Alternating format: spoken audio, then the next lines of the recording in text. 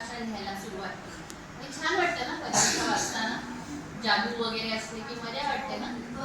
आता तुम्ही कल्पना करा का एक राक्षस असतो की नाही, परी असते, राक्षस असतो, बरोबर. आता तो राक्षस म्हणजे आत्ताच आपल्या ह्याच्यात जर थांबला, तुम्हाला सांगितलं की तुम्ही एक फॅन सँडर्ससाठी गोष्ट लिहा, तर आपल्याला प्लॅस्टिकला राक्षस मानता येईल का? का नाही मानणार? सगळंच खाऊन टाकतोय ना आपलं. सगळीकडे तुम्हाला रस्त्यात दिसतो, शाळेत येता तुम्ही घरातनं निघून रस्त्यात कचऱ्याच्या ठिकाणी दिसतो प्लॅस्टिक, आपल्या नदीत तर आहेच.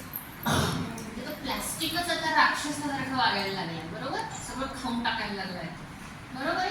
आता या राक्षसाशी लढायचं असेल तर काय करायचं आपल्याला? तलवार घेऊन ते उपयोग नाही, बरोबर. काय करणार? तलवारीने काहीच होणार नाही. ना म्हणलं तर टिकता की नाही प्लॅस्टिकचा, तोच प्रॉब्लेम आहे. मग काय करणार? काय करायचं? जाळायचं. ओके, पण राक्षसासारखं तू म्हणतेस ना, पण दसऱ्याला जसं रावण आहे. पण प्लॅस्टिकच्या जाळल्याने काय गडबड आहे माहिती तुम्हाला? असं वाटतं की धूर, बरोबर. आणि त्या धुरामध्ये ना प्लॅस्टिकमध्ये बरीच, आम्ही का तुम्हाला म्हणतो की तुम्ही प्लॅस्टिकचा डबा वापरू नका, तर त्या प्लॅस्टिक आपण तयार करतो तेव्हा बरीच रसायनं त्याच्यात घातलेली असतात, आणि ती रसायनं अत्यंत घातक आहे. घातक म्हणजे काय? तुम्ही कॅन्सर ऐकलं आजार, त्यातल्या रसायनामुळे कॅन्सर होऊ शकतो, किंवा आपल्या शरीराचे हार्मोन्स असतात की त्याच्यात गडबड होऊ शकते, आणि तो आपल्या ब्रेनमध्ये जातं, रक्तात जात आहेत प्लॅस्टिकचे हे, आपल्या आतड्यामध्ये जाऊन बसतायत, अशी सगळीकडे ते गडबड करून ठेवतात. आणि म्हणून आपण म्हणतो की शक्यतो प्लॅस्टिकच्या ह्याच्यात अन्न आणि पाणी तर शक्यतो नाहीच प्लॅस्टिकच्या ह्याच्यात. आणि म्हणून मग डबा आणि बाटली, तर तुम्ही तर रोज डब्यातनं खाणार शाळेमध्ये, तो प्लॅस्टिकचा असेल तर रोज कितीतरी घातक रसायनं तुमच्या पोटात जाणार. म्हणून मग आपण सांगितलं की तुम्ही स्टीलचा वापरा, तो सुरक्षित सेफ आहे, तो की नाही. तसं तर प्लॅस्टिकला आपण काय करायचं, तर तलवार घेऊन लढता येत नाही प्लॅस्टिकशी.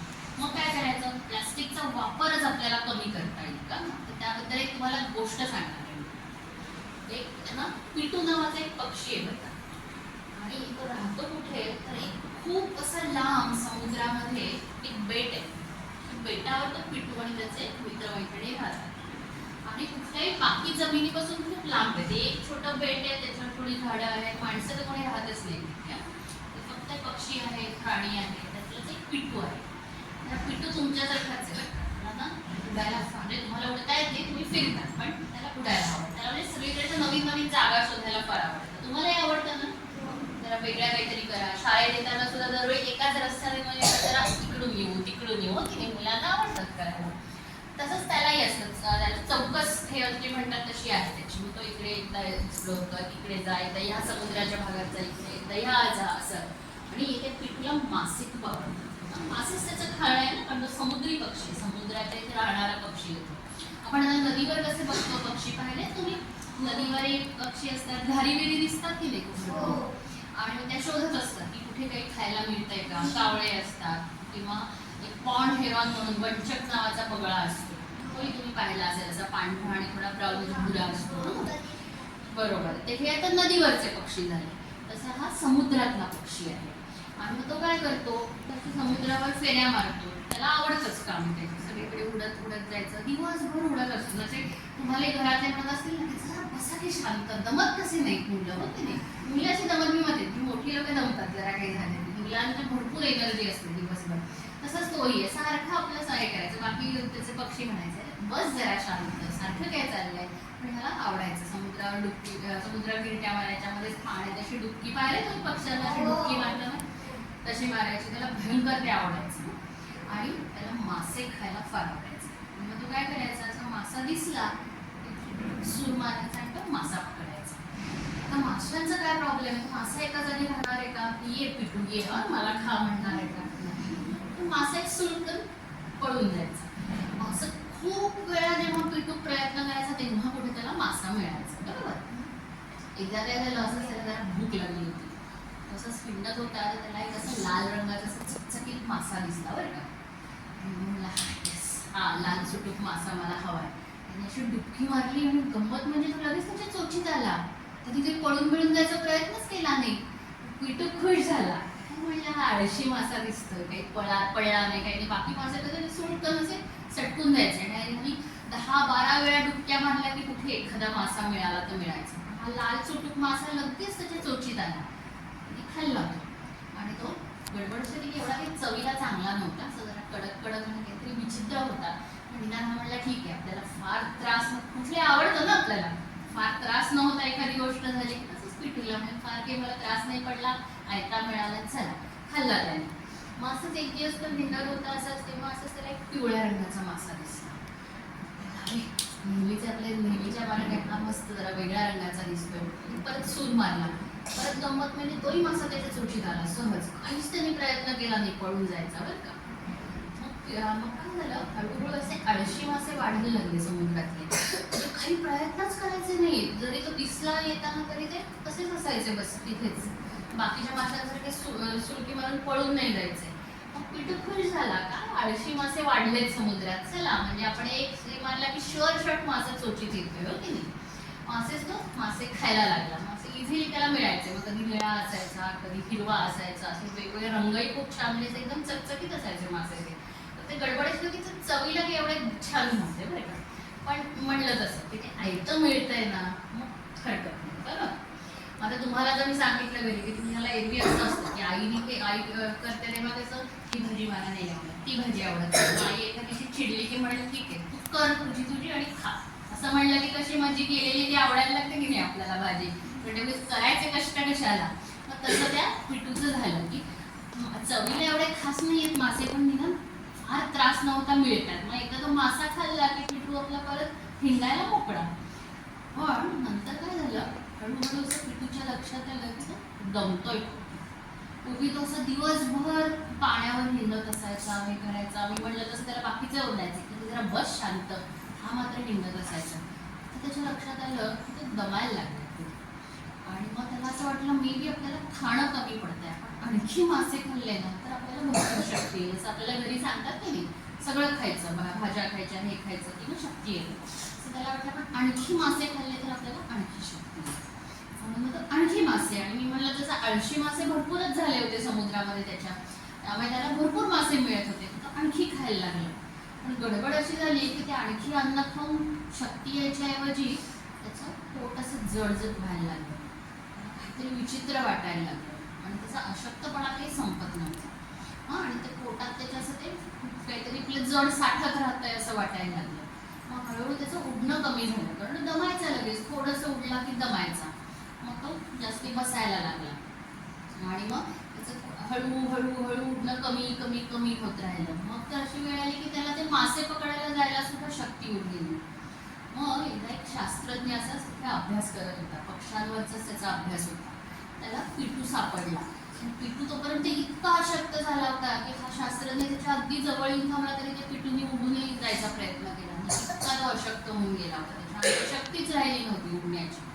तो पिटूला घेऊन गेला त्याच्या प्रयोगशाळेमध्ये आणि म्हणून काय झालं, इतका सुंदर पक्षी, इतका छान पक्षी आहे, एवढा छान त्यांना सूर मारता येतं समुद्रात, एवढं छान उडतात, आणि हा असं का झालाय, याला उडता का येत नाहीये. मग त्यांनी काय केलं, पिटूचं छोटंसं ऑपरेशन केलं. काय त्याच्या पोटात गडबड बघू तरी आपण, त्यालाही जाणवलं की त्याच्या पोटात काहीतरी झालेलं आहे. आणि काय त्याला दिसलं माहितीये का, त्याच्या पोटात त्यांना छोटे छोटे छोटे प्लॅस्टिकचे तुकडे दिसले. काही लाल होते, काही पिवळे होते, काही निळे. मला लक्षात आलं का ते काय होतं, प्लास्टिक. त्याला जे वाटले होते ना पिटूला मासे आहेत मस्त लाल सुटूक चकचकीत मासा, पिवळा मस्त चकचकीत मासा, ते सगळे प्लास्टिकचे तुकडे होते. आणि तो आपला शास्त्रज्ञ काढत होता एक एक तुकडा एक एक तुकडा, काही असे मोठे होते, काही अगदी छोटे होते, सगळे काढले. शेवटी त्यांनी ते मोजले, किती निघाले माहिती का एवढ्याशा पिटूच्या पोटात, 403 प्लॅस्टिकचे तुकडे त्याच्या पोटातला निघाले. आता तुम्हाला माहिती आहे पक्ष्याचं वजन किती असतं, केवढं कमी असतं, त्याला ते प्लॅस्टिकचं वजन सुद्धा, त्यामुळे त्याला त्याचे जड वाटत होतं पिटूला, ते त्याच्यामुळे ते 403 झाले. आणि आपण अन्न खातो ते असं साठून खातं का, आपण आता एवढी वर्ष खाल्लेलं सगळं अन्न आपल्या पोटात आहे असं होतं का, नाही केलं, ते पचतं. त्याच्यातनं जी शक्ती आहे ती आपण वापरतो, बरोबर. आपण जे रोज चालतो बोलतो त्या सगळीकडे ती शक्ती विचार करतो, त्यात शक्ती वापरली जाते. आता प्लॅस्टिकच्या बाबतीत गडबड काय होती, प्लॅस्टिक काही आपलं शरीर हे करू शकत नाही, पचवू शकत नाही, ते साठत राहते. त्यामुळे पिटूला शक्ती तर मिळत नव्हती त्यातनं, त्या माशांमधनं, आणि वर ते साठत साठत राहिलं होतं आणि म्हणून तो अशक्त होत गेला होता. आणि असे 403 तुकडे त्या यांनी काढले एक एक एक एक करत. आणि मग ते आणि ते हे आहे बरं का, सगळ्यात जास्ती आत्तापर्यंत पक्ष्यांच्या पोटात निघालेले ते तुकडे, पिटूचं रेकॉर्ड आहे ते, की 403 एवढे तुकडे त्यांना मिळाले त्याच्या पोटात. आणि मग ते शास्त्रज्ञाला असा प्रश्न पडला की मी मगाशी म्हणले की नाही, ते पिटू कुठे राहत होता, तर ते कसं समुद्रात बेट होतं आणि खूप लांब होतं, एक छोटंसं हे होतं, त्याच्यावर तर कोणी माणसं राहतच नव्हती.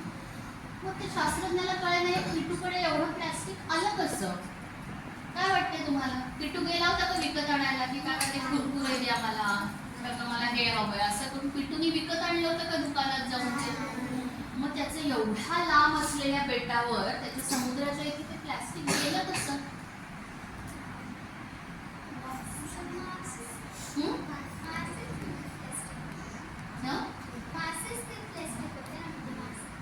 म्हणजे ते छोटे तुकडे जे होते ज्याला तो मासा समजत होता ते ऍक्च्युली प्लॅस्टिक होतं, पण प्लॅस्टिक तरंगतं की नाही, त्यामुळे ते असं त्याला दिसायचं समुद्रामध्ये, ह्याला वाटायचं एक मासा दिसतोय, कारण एरवी मासे जसे पोहत असतात तसंच वाटायचं त्याला ते. आणि म्हणून तो एक जे मी मगाशी म्हटलं तो लाल सुटूक मासा एक दिसला, एक पिवळा, आणि ते आळशी होते ना मासे, पळून जायचे नाही. जिवंत मासे पळून जातात की नाही, ते प्लॅस्टिकचे तुकडे पळून नाही जायचे, त्याला वाटायचं अरे चला बरं झालं, काही फार त्रास नव्हता, प्लॅस्टिक म्हणजे मासे मिळाले, पण ते ऍक्च्युली प्लॅस्टिक होतं हो ना. पण ते गेलं कसं, पिटूचं एवढ्या लांब ते बेट होतं, त्याच्यापर्यंत पोचलं कसं प्लॅस्टिक, काय वाटतं. वाहत कुठून वाहत आलं असेल, पण नदीतनं नक्की. म्हणजे आपण आता तुम्ही मुठा नदीच्या इथे गेलात की तुम्हीच म्हणलात की नाही कचरा असतो नदीमध्ये, तर प्लॅस्टिक दिसतं. आता ते प्लॅस्टिक वाहत वाहत कुठे जाईल वाटतं, आपण मगाशी पाहिलं तसं नदीतनं प्लॅस्टिक वाहत आहे, मग आता ते कुठे जाईल पुढे असं वाटतंय तुम्हाला. कुठला समुद्र, बंगालचा उपसागर. म्हणजे ते इथून मुठा नदीतनं मुळा मुठा, मग भीमा, मग कृष्णा, आणि मग बंगालचा उपसागर. म्हणजे कोणी समुद्रात जाऊन प्लॅस्टिक टाकतं असं नाहीये, बरोबर. तू म्हणलीस तसं ते वाहत वाहत तिथे आले. म्हणजे पिटूच्या समुद्रामध्ये, पण त्याचं बेट असं खूप लांब होतं, तिथे तुम्ही काही जात नव्हतं प्लॅस्टिक टाकायला. किंवा पिटू गेला होता की दुकानातनं आणायला प्लॅस्टिक, त्यांनी आणलेलं होतं का नाही. त्याच्या समुद्रात पोचलं कसं ते एवढ्याला, तर असंच की ओढा, नदी, मोठी नदी, आणि मग ती नदी जेव्हा समुद्राला मिळते तेव्हा प्लॅस्टिक समुद्रात जातं. आणि मग समुद्रात काय असतात, प्रवाह असतात असे, आणि आपण भोवरा असतो की नाही, गोल गोल फिरतं पाणी, तसे समुद्रात सुद्धा असतात. आणि मग त्याला गायर म्हणतात. आणि त्या भोवऱ्यांमध्ये अडकून अडकून अडकून असं प्लॅस्टिक काही ठिकाणी असं जमा होतं, जसं ते पिटूच्या बेटाजवळ जमा झालं होतं. आणि पिटू त्या प्लॅस्टिकला, तरंगणाऱ्या प्लॅस्टिकला मासे समजून खात होता. आणि असे ते 403 तुकडे त्याच्या पोटात मिळाले होते.